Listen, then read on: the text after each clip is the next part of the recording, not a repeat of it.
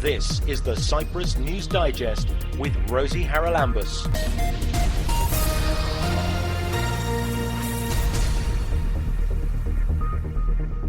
Coming up on this week's programme, we talk at length to our Minister of Health about the shortage of nurses and midwives, about disputes with the doctors, and about disciplinary proceedings against doctors who have spent time in prison for indecent assault. The law is, at this point in time that we're actually speaking, is between the Republic Law Service, Law Office, and the Doctors Association to agree on the specifics of the disciplinary council so that we can present it to Parliament. Whatever they actually agree, we will accept that because we need a solution. Part of the issue is our legal system and the delays in the legal system, but it's an issue that needs to be resolved, and whatever's there, we're going to take to Parliament. On this week's programme, we're going to welcome our Minister of Health. There are several issues that have been in the news over the past several weeks, well indeed over the past several years if we look at since IGESI, our National Health Service, was formed. But I came today really to ask him about the shortage of nurses and midwives and the fact that he's on record recently as saying that he wants more young people to consider these as their career. So it's welcome to Michalis Damianos. Michalis, first of all, how many more nurses and midwives do we need? Okay, so basically, in accordance with the Ministry's records, we are at this point in time short of 470 nurses, and we are, let's say, our hospitals are fully occupied with the numbers that we have.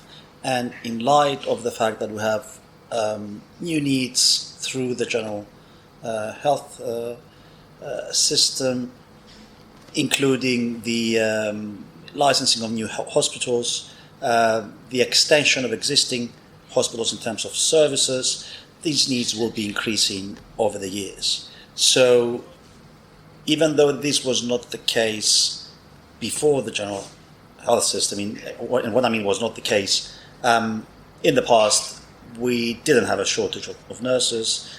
There could be nurses that were, let's say, even doing something different than the actual profession.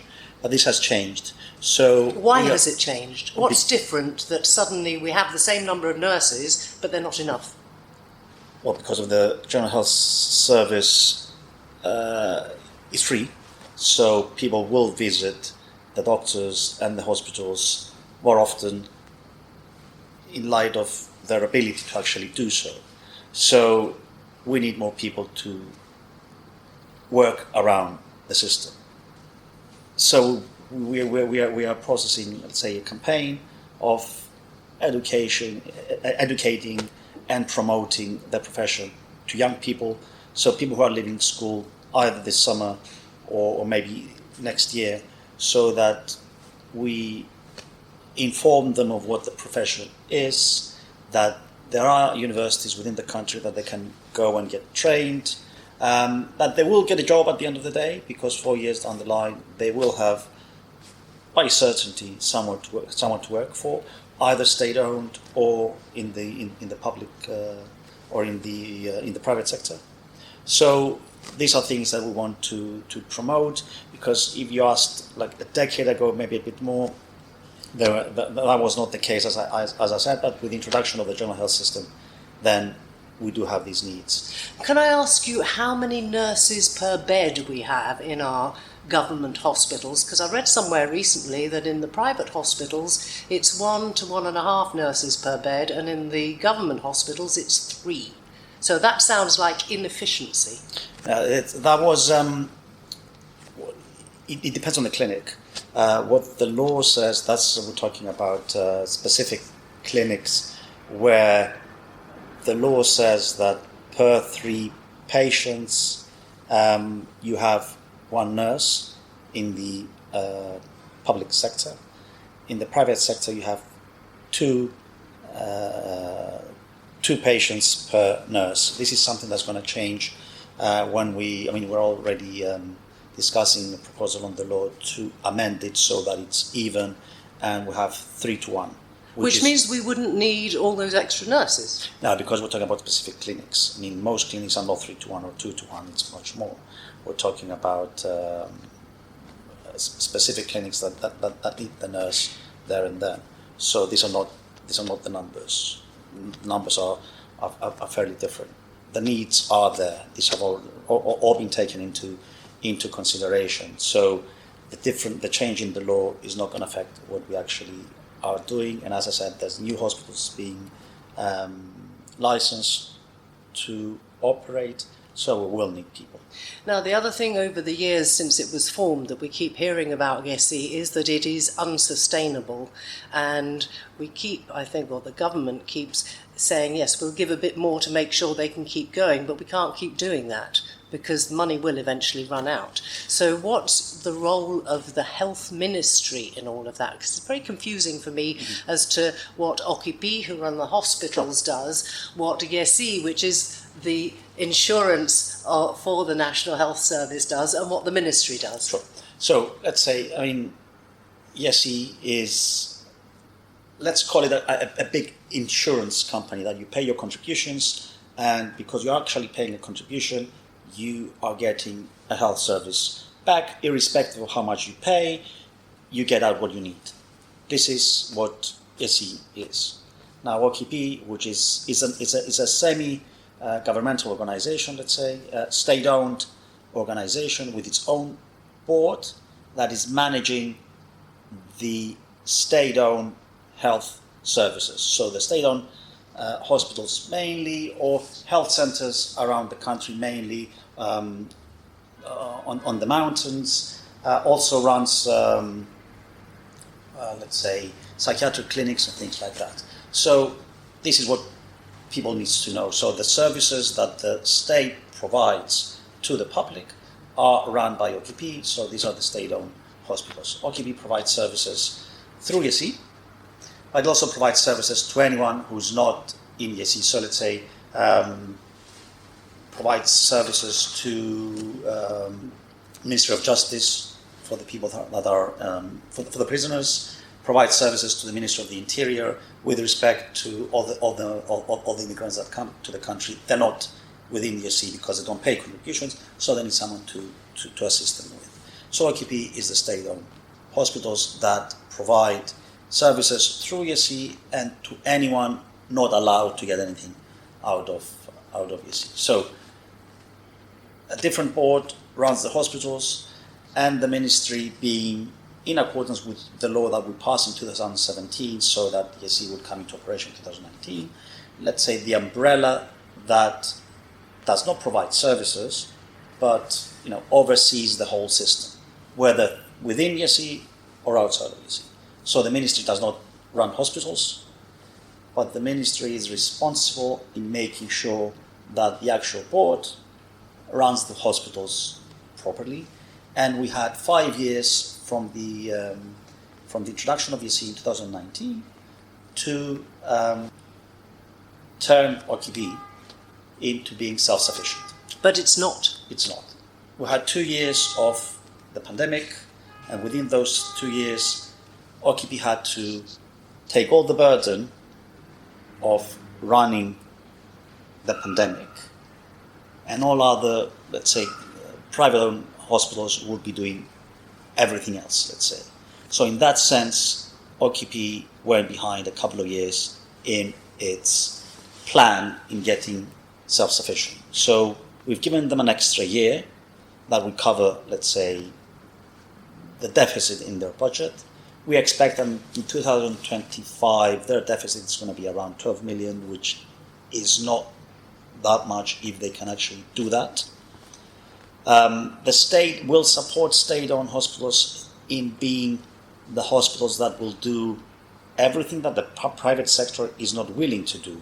And what I mean by that, health centers away from main cities, smaller hospitals like in Troodos Mountains, like in Polis Chrysogou, that no one else wants and goes to open a clinic there.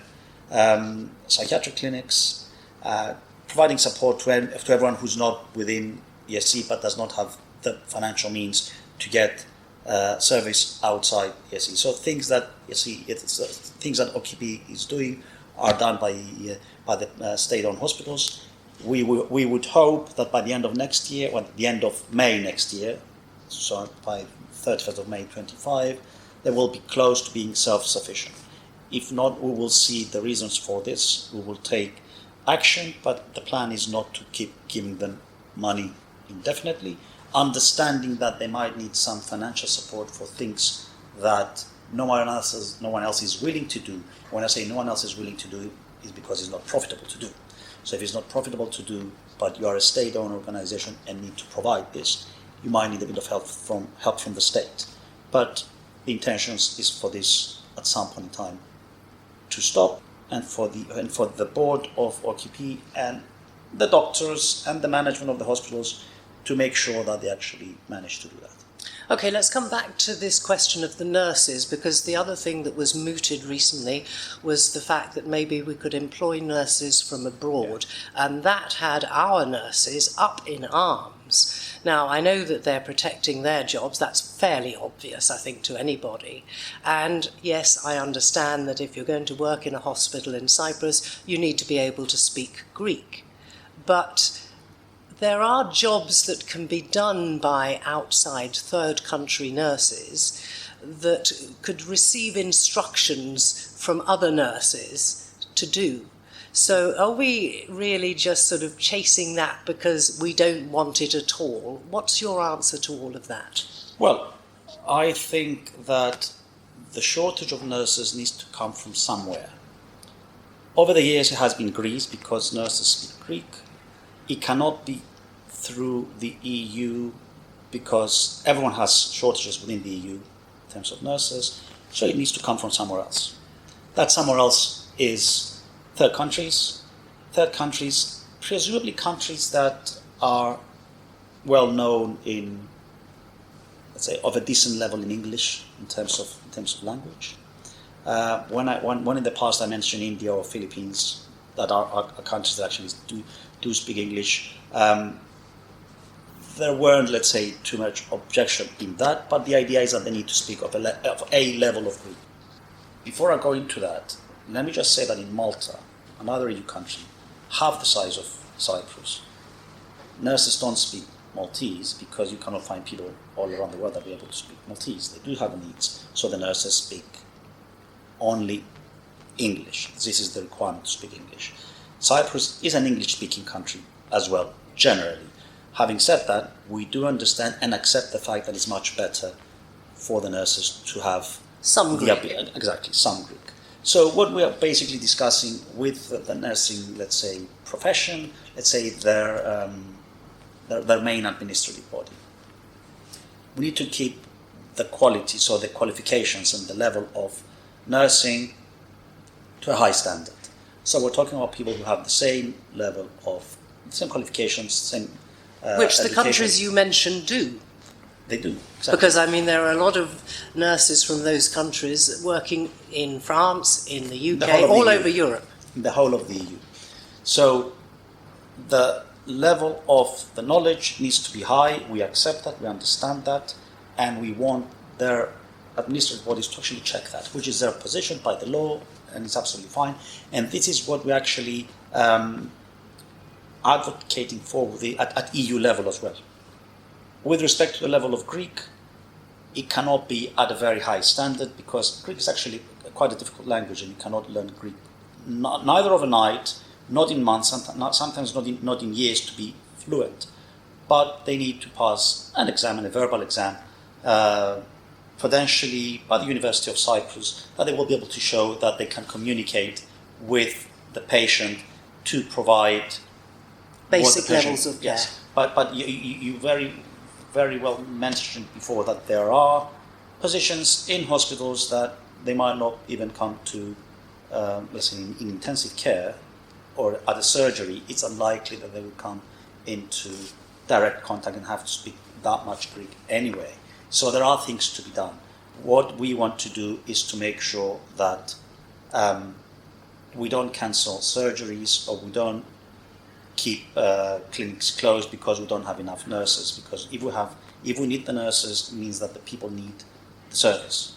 At the same time, we want to make sure that our nurses don't overwork themselves, because the lack of nurses means that some people, some of them work sometimes double shifts to cover the shortage. Maybe not in the state-owned hospitals, sometimes in the private sector.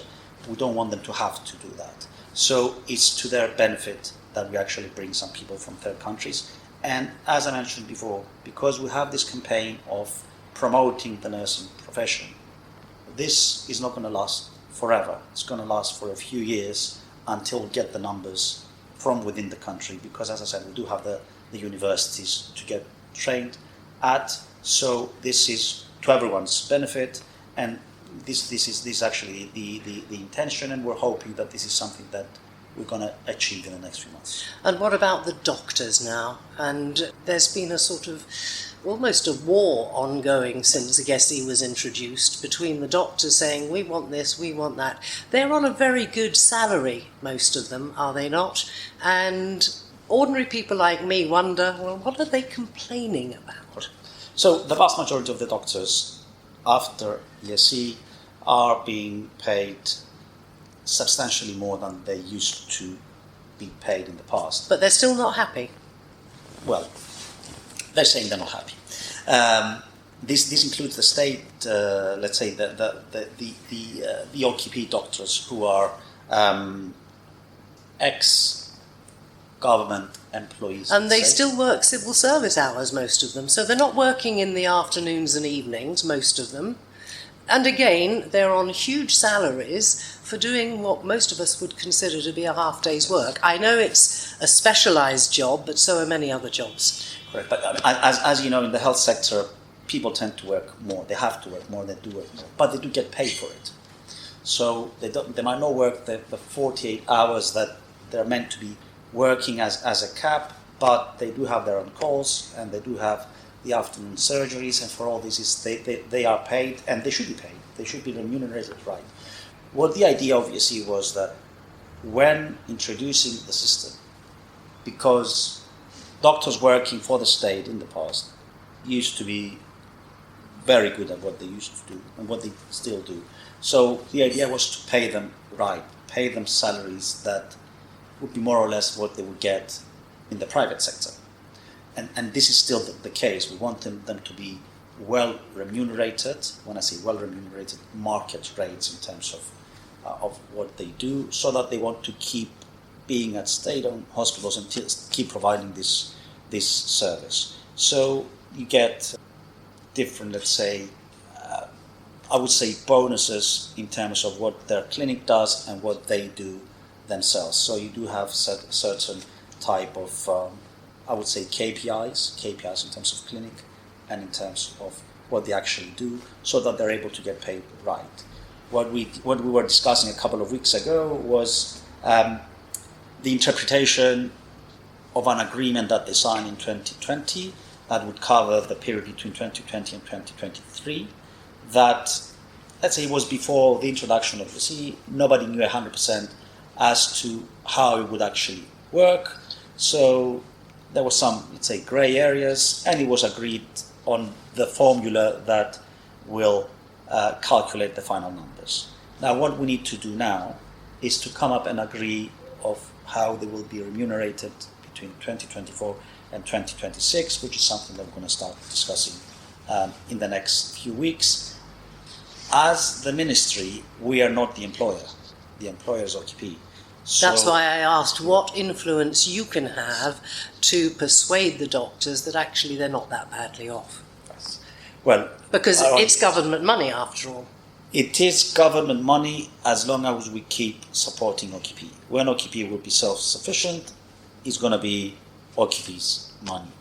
Let's say that. But our position as ministry is to mediate between the two sides to find a reasonable compromise and a fair deal for both in terms of how they will be remunerated. Because, to be honest, if you're the employer, you want your staff to be happy. But at the same time, you want them to be productive and to give value for money. Productive, being fairly remunerated. And when I say fairly remunerated, in let's say, in a competitive environment, because OTP competes with the privately run hospitals, the more you actually work, the more you actually produce, the more you actually make. And this, I mean, if you're in a competitive market, this is how it works, and this is how it should work. But all this we're going to be medicating on when we sit on the table between the two sides and help them reach an agreement. Okay, there's one other topic I want you to talk to me about, please, and it's the very thorny one of the role of the disciplinary committee of the Cyprus Medical Association. I've spoken to both of them in the past when we've had cases of doctors who've been accused of, well, I won't say malpractice, it's actually things they shouldn't do, like abusing patients. And very well-known case that a doctor went to prison, he was found guilty in court for indecent assault. It wasn't the first time that he had been found guilty of indecent assault. He's out now and he's still practicing. Now, I know the Yesi has struck him off their list, but my question to you is, as the health authority, you have surely an oversight on the medical association and the disciplinary committee to haul them over the coals in here and say, why is this man not struck off the medical register? Okay, so let's say we do, as a ministry, we oversee YESI. We do not oversee the qualifications of the doctors or the disciplinary committee. Having said that, we consider this being a huge issue that needs to be resolved. Well, it brings the integrity of the medical profession here totally under the microscope and in doubt. Correct. That's exactly it. So for the specific doctor, we need to wait for the disciplinary council to come up with the decision. We have to say that generally across, let's say, the developed world, it is the doctors that regulate themselves, but they need to regulate themselves right. In the last few years, there have been negotiations with respect to the means that will allow the disciplinary council to deregister doctors from their lists. I think YESI has done a good job because they're able to keep doctors out in circumstances like that, so they can only practice outside YESI. So where they practice is more limited, but they still practice. Yeah, but the government surely, and you're the minister, needs to actually put before Parliament a change to the law that will entitle the Medical Association through its disciplinary committee to strike people off and to do it quickly. Because Correct. The other thing is, how many years has this isn't the first case, it's been going on for years. So the law is, at this point in time that we actually speak, is between the Republic Law Service, Law Office, and the Doctors Association to agree on the specifics of the disciplinary council so that we can present it to Parliament. Whatever they actually agree, we will accept that because we need a solution. Part of the issue is our legal system and the delays in the legal system, but it's an issue that needs to be resolved, and whatever's there, we are going to take to Parliament. But you're going to wait for the Medical Association, which doesn't move at great speed in my experience, to agree with what you propose. And that could take another 2 or 3 years. The issues are more, let's say, I mean, the overall idea and the ultimate goal is there. The issue that they're actually discussing are purely legal issues. That's why at this point in time is between the law service and them and their legal counsels, actually, not the doctors themselves, to find some practical solutions on the issues, and whatever is decided, we're going to push it through. I have to say that since coming into office, the medical council has been generally helpful to the ministry in things that we want to push for. There has been good cooperation.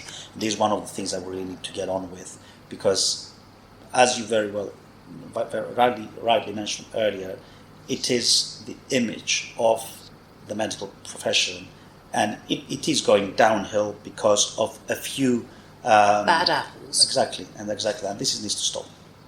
But you're a lawyer yourself, so how can you push the legal service, for example? You know how they work.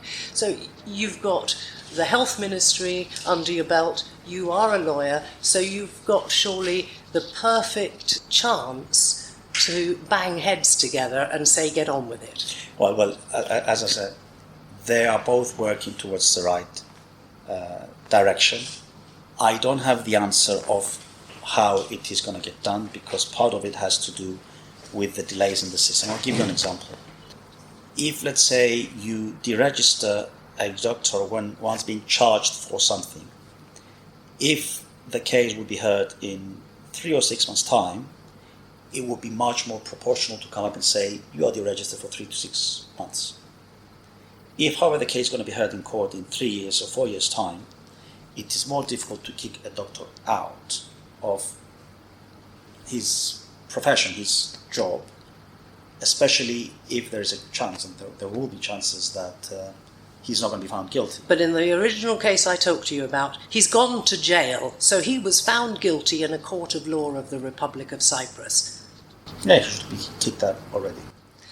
We'll follow up with interest and wait to see what happens about that case, and indeed about the nurses, the midwives, and our call for more young people to consider those careers as the ones for them. Our grateful thanks to our Health Minister, Michalis Damianos. Thanks for your time. Thank you.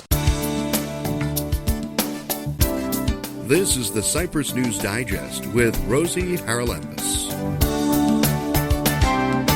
And in other news this week, there were raised eyebrows when it was revealed that the leaders of 3 of our political parties, when they filled in their wealth declarations, or boden eskis, which is what it's called here in Cyprus, declared that they don't own a car. That's because Diko leader Nicolas Papadopoulos, opposition leader Stefanos Stefanou, and Marios Garoyan, the leader of the junior governing party DIPA, left the vehicle section empty when filling in their forms. Now, it remains to be seen whether they thought they were being clever, because the new amendments that were passed last week said that the declaration must include the person's assets and liabilities, as well as an income and expenses statement, and they must also file the same data for their spouse, as well as any dependents. That's because many of the politicians in our parliament and the politically exposed persons obliged to fill in these forms often said that things belonged to their wives or their children. Now, the Tax Commissioner has been tasked with checking these declarations. It remains to be seen whether or not they will ask these leaders and anybody else who's left bits blank to fill them out again according to the new regulations which have come into law. That amended legislation provides for severe penalties if a person intentionally provides false or misleading information. They'll be liable for a fine of up to €50,000, that's up from the current €3,000, and or a prison sentence of up to 3 years. Well, I don't think many of us can see any of that happening, but we do need to find out whether or not the Tax Commission is going to ask these people to fill in the declaration again according to the new legislation and the current situation. The list of appointed officials subject to this control has been expanded to include commissioners appointed by the President, associates or aides to the President or government ministers, and the Contractors' Council, among others. And finally, another long-running saga which has been back in the headlines this week refers to trapped buyers of property in Cyprus. The appeals court has ruled that a 2015 law is unconstitutional, and that was a law that was brought in to try and help trapped buyers. Of the applications, some 11,000 have managed to receive their title deeds, but there are still over 9,000 applications pending, and these may be affected by the recent ruling. There are thousands of trapped buyers who, despite having paid in full for their home or apartment, haven't obtained a title deed, so of course they can't therefore sell it if they want to. This is mostly because the developers built on properties that were mortgaged and they haven't paid the mortgage back to the bank. A spokesman for the Interior Ministry said that they are now seeking the legal advice of the Law Office, quote, to see what our obligations are and how we can solve this problem. He even admitted that some of the problems may not be solved. But if we're waiting for the Law Office to rule, well, goodness knows how long that could take.